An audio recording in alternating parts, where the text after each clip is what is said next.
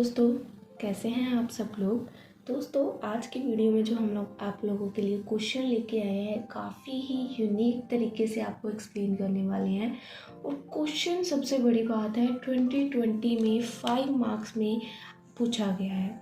Question 2020 में जी 5 marks में exam में आ रखा है। सो जो भी क्वेश्चन आपको करवाने वाले हैं, प्लीज़ ध्यान से समझिएगा। काफ़ी इजी ट्रिक लगा के, काफ़ी दिमाग लगा के आप लोगों के लिए ये चीज़ तैयार की है। थोड़ा सा यूनिक मेथड है स्टडी कराने का। सो अगर आपको ये मेथड पसंद आए तो प्लीज़ मुझे कमेंट सेक्शन में ज़रूर बताना। हम उसी के बेस पे नेक्स्ट वीडियोस को रखेंगे अपनी, ठीक है। सो फर्स्ट क्वेश्चन क्या है, देखिए। पहली बात फ्रेंड्स, ये क्वेश्चन कौन से सब्जेक्ट का है? जो हमारी इनकम टैक्स लॉ है बीकॉम 5th सेम की, ठीक है, उसका क्वेश्चन है ये। सेकेंडली, क्वेश्चन कौन से चैप्टर से है? तो ये क्वेश्चन कैपिटल गेन चैप्टर से है आप लोगों के। और ये क्वेश्चन 2020 में 5 मार्क्स में आया है। अब ये क्वेश्चन पेपर में इस मेथड में आया था, state the instances where the benefit of indexation is not available to any kind of assessee, ठीक है।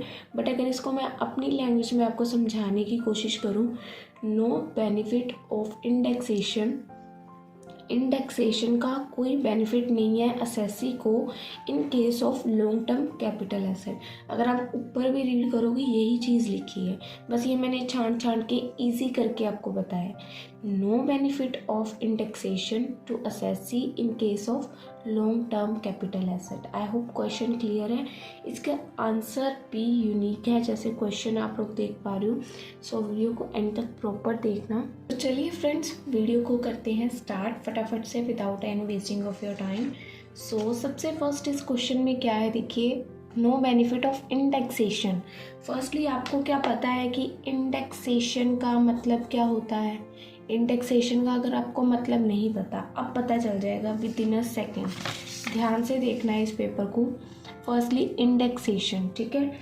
इंडेक्सेशन में क्या होता है, जितनी भी इनकम इंडिया में जनरेट होती है, ऑब्वियस है उसके ऊपर टैक्स अप्लाई होएगा। Income in India apply tax होएगा। हाई चांसेस है कि जो आपने अर्न की है ना अपनी मंथली इनकम, उसका आप कुछ पार्ट तो as a loss some portion, जो भी आपने इनकम अर्न की है एज अ टैक्स रूप में, आप उसका कुछ ना कुछ पार्ट तो लॉस कर ही दोगे, ठीक है। इंडेक्सेशन में क्या होता है, लोअर इंडेक्सेशन की हेल्प से क्या होएगा, आपकी टैक्स की जो लाइबिलिटीज़ हैं वो कम हो जाएंगी और आप ज़्यादा से ज़्यादा बचत कर पाओगे, ठीक है। इंडेक्सेशन में क्या है, आपकी टैक्स की जो लाइबिलिटीज़ हैं वो कम हो जाएंगी और ज़्यादा से ज़्यादा आप सेव कर पाओगे।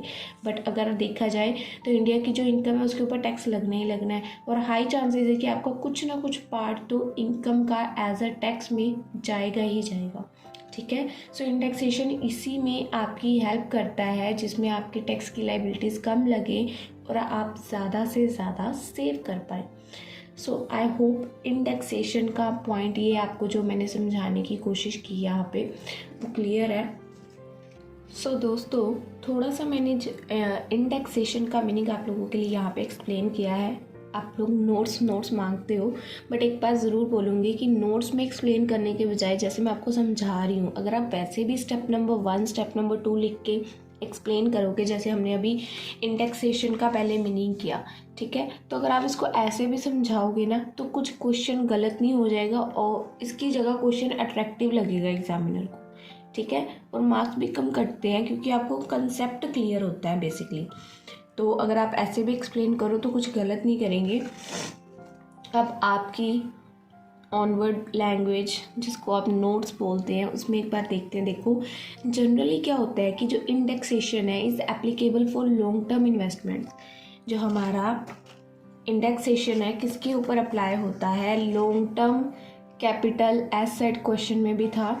सो लॉन्ग टर्म इन्वेस्टमेंट्स के ऊपर ये एप्लीकेबल होता है, जिसमें क्या क्या इंक्लूड होता है, debt, funds as well as other fix asset, जिसमें डेट्स इंक्लूड होते हैं, फंड इंक्लूड होते हैं और कुछ अदर फिक्स एसेट्स इंक्लूड होते हैं, ठीक है।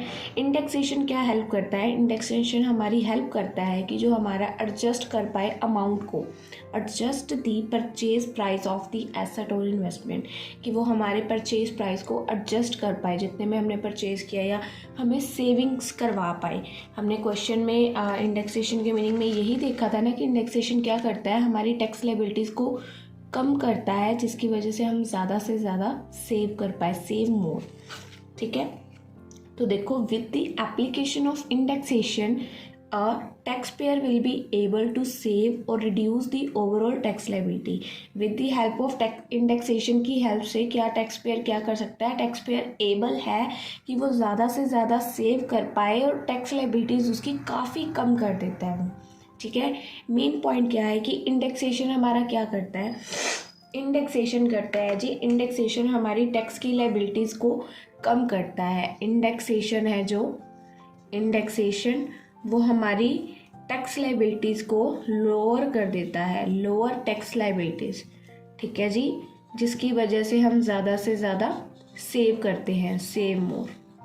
आई होप ये बेसिक सा जो इसका मीनिंग है इंडेक्सेशन का आपको क्लियर है, कुछ इसमें टफ नहीं है। ठीक है, सिंपली मैंने आपको पहले अपने नोट्स में जो चार्ट्स के थ्रू बताया वो भी सेम चीज़ बता रहे हैं। ठीक है, ये चीज़ तो सिंपल है बिल्कुल। इंडेक्सेशन का मीनिंग यहाँ पे आपको क्लियर हो जाएगा आई थिंक। ठीक है, नेक्स्ट की तरफ चलते हैं। देखिए सेकंड क्या है, क्वेश्चन में क्या क्या पूछा गया था उसी के हिसाब से आगे जाते हैं। पहले देखो क्या बोला गया था कि कोई बेनिफिट नहीं है इंडेक्सेशन का असेसी को इन case of long term capital asset. पहले हमने क्या देखा कि इंडेक्सेशन का मीनिंग क्या है। अब हम देखेंगे no benefit of indexation to long term capital asset. ठीक है जी, अब देखिए हम क्या पढ़ रहे हैं, no benefits of indexation even if capital asset is long term. So जो क्वेश्चन में पूछा है वही यहाँ पे हम लोग बता रहे हैं। अब ऐसे कुछ बेनिफिट्स, ज़्यादा नहीं, कुछ बेनिफिट्स हैं जिनके ऊपर हमें इंडेक्सेशन का बेनिफिट है जो वो नहीं मिलता है। नंबर 1 पे है बॉन्ड्स और डिबेंचर्स। बॉन्ड्स और डिबेंचर्स का सेक्शन होता है सेक्शन 48, और बॉन्ड्स और डिबेंचर के ऊपर हमें इंडेक्सेशन का बेनिफिट नहीं मिलता है। ठीक है, हाउएवर इंडेक्सेशन, कौन से केसेस हैं जिनमें इंडेक्सेशन मिलता है? एक केस है capital index bond by government. ठीक है, दैट इज, इसको बोलते हैं CIB, capital index bond by government. और सेकंड है sovereign gold bond by RBI, sovereign gold bond by RBI, that is a scheme. ये एक स्कीम के तहत है। ठीक है, इसमें हम लोग ट्रेड कर सकते हैं। आप गूगल पे डाल के देखना, आपको फर्स्ट लाइनिंग आ जाएगी कि इसमें क्या होता है कि हम लोग हमारी ट्रेडिंग स्टार्ट कर सकते हैं with the help of 1 gram gold, 1 gram gold. तो इसमें वो चीज़ है कि हम लोग यहाँ पे काम स्टार्ट कर सकते हैं। और ये भी एक स्कीम है, ये भी एक स्कीम है। ये capital index bond by government के तहत है। ठीक है, इनमें बेनिफिट मिलता है सिर्फ ये 2 में। ठीक है, बाकी बॉन्ड ऑफ डिवेंचर में बेनिफिट इंडेक्सेशन का कोई भी नहीं मिलता। ठीक है, इसके बाद सेकंड पॉइंट पे आते हैं। इसके बाद दोस्तों नेक्स्ट पॉइंट क्या है, देखिए नेक्स्ट पॉइंट में क्या है, capital gain arising from unlisted share. जो हमें कैपिटल गेन अराइज होता है फ्रॉम अनलिस्टेड शेयर, जो कि which is taxable at concession rate 10%। Section 112 के तहत उनमें भी हमें इंडेक्सेशन का बेनिफिट नहीं मिलता है। Thirdly, long term capital gains होते हैं जो उन share.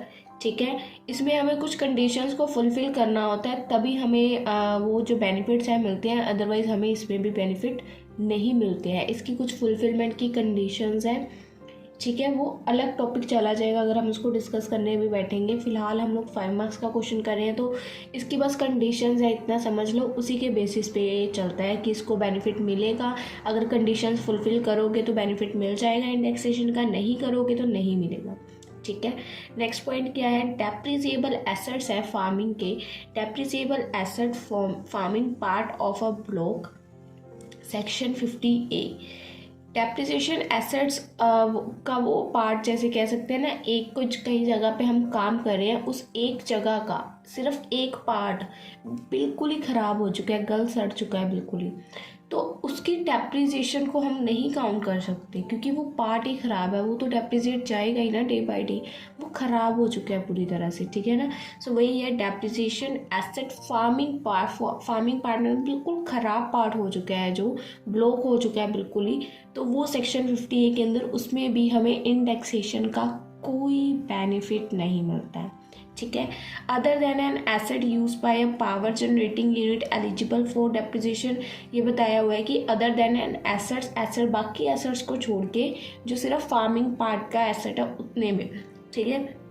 Other than an asset use by a power generating unit जो है वो एलिजिबल है डेप्रिसिएशन के लिए on the basis of straight line basis. I hope यहाँ तक क्लियर है ये पॉइंट आपको। इसके बाद नेक्स्ट कुछ 2-3 पॉइंट्स और हैं जिससे आपको कंसेप्ट क्लियर और ख़त्म हो जाएगा। नेक्स्ट क्या है, देखो, units purchase in foreign currency as given in, जो हम लोग यूनिट परचेज करते हैं फॉरेन करेंसी में, यूनिट्स परचेज करते हैं फॉरेन करेंसी में, उसका भी इंडेक्सेशन के अंदर हमें कोई बेनिफिट नहीं मिलता है, ठीक है। नेक्स्ट पॉइंट है global depository receipt purchase in foreign currency. Global depository receipt हमने परचेज तो की पर फॉरेन करेंसी में, ठीक है। ये भी सेक्शन 115AC के अंदर है, ये नॉन रेजिडेंट के लिए है, जो बंदा नॉन रेजिडेंट है उसने परचेज की फॉरेन करेंसी में, तो इसमें भी उसे इंडेक्सेशन का कोई बेनिफिट नहीं मिलेगा।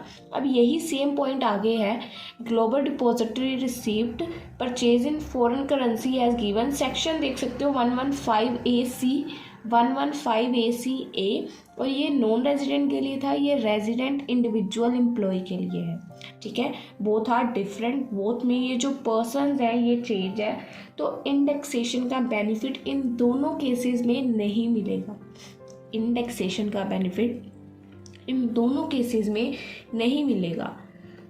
आज का जो हमारा 5 मार्क्स के लिए दोस्तों क्वेश्चन था, state the instances where the benefits of indexation is not available to any kind of assessee even if such asset is a long term capital asset. इस क्वेश्चन का जो मुझे इजी से इजी आपको एक्सप्लेन करने के लिए लगा वो मैंने बेस्ट वे में आपको कराने की कोशिश की है। अगर फिर भी इस क्वेश्चन में आपको कोई डाउट, कुछ भी कन्फ्यूज़न, तो आप कमेंट सेक्शन में बता सकते हैं। अदरवाइज़ आपको ये PDF वगैरह चाहिए इसकी तो बता देना। अदरवाइज़ आप लोग, मुझे लगता है छोटे छोटे से स्लिप्स हैं, आप लोग यहीं से कॉपी डाउन कर लोगे। आपको हमारा चैनल टेलीग्राम का अकाउंट यहाँ पे पॉपअप होता शो हो रहा है, टेलीग्राम का लिंक नीचे डिस्क्रिप्शन में मिल जाएगा। अगर कुछ भी प्रॉब्लम है आप लोग हमें वहाँ पे कांटेक्ट कर सकते हैं, और चैनल को सब्सक्राइब करके ज़रूर जाना, और वीडियो को लाइक करके अपने फ्रेंड्स के साथ शेयर ज़रूर करना। मिलते हैं फ्रेंड्स आपको हमारी नेक्स्ट वीडियो में। Bye bye friends.